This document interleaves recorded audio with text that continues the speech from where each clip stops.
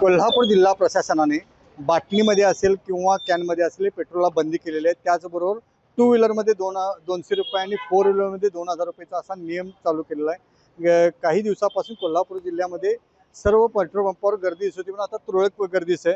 आपल्यावर काही पेट्रोल भरायला ग्राहक आहेत। काय सांगाल की 200 रुपये पेट्रोल पुरणार आहे का? हे बघा, 200 रुपयाचं पेट्रोल पुरणार आहे का नाही हा मुद्दा वेगळा।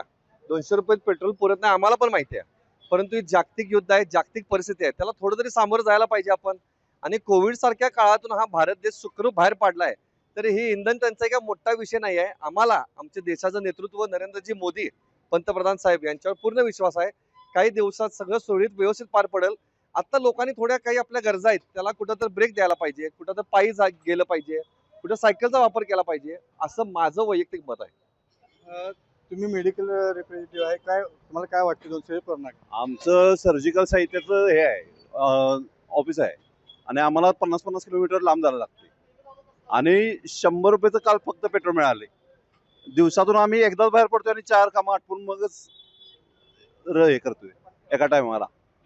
तर हे लवकरात लवकर क्लिअर व्हावं आणि लोकांनी याला पूर्ण सपोर्ट करावा हीच विनंती। तुम्हाला काय वाटते 200 रुपयाचं पेट्रोल पुरतंय का? चालवायलाच पाहिजे। आता नाईलाज आहे, जोपर्यंत युद्धाची परिस्थिती आहे तोपर्यंत सर्व आपल्या दिवशी पाकिस्तानमध्ये 350 रुपये पेट्रोल चालू आहे, तरी मोदी गव्हर्नमेंटने सगळ्यांना आपल्या इंडियन पब्लिकला जे चांगलं सहकार्य करायला ते सगळं करायला लागल्यात। आणि मोदी जोपर्यंत आहेत तोपर्यंत आपल्या देशातील लोकांना काही कुठलाही त्रास होणार नाही, काही नाही, ही आमची गॅरंटी आहे। तुम्हाला 200 रुपयाचं पेट्रोल दिवसभरात पुरणार काय? पेट्रोल पुरते की नाही पुरते देशाला सपोर्ट करायची गरज आहे। आता जी परिस्थिती आहे त्याला समोर जावं लागणार आणि आम्ही सगळ्यांनी सहकार्य करायला पाहिजे, नाहीतर पाहिजे तर सायकलचा सुद्धा वापर करायला पाहिजे। काही पेट्रोल पंप पेट्रोल भरायला सांगतात की सायकलचाही वापर केला पाहिजे। तुम्हाला 200चं पेट्रोल पुरतंय असं वाटतंय का?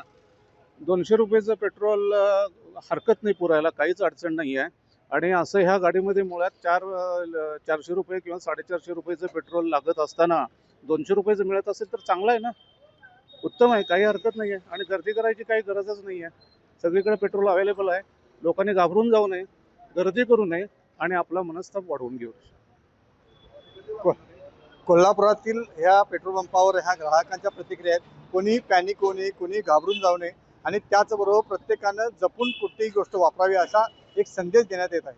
अमरसिंह पाटील, जय महाराष्ट्र, कोल्हापूर।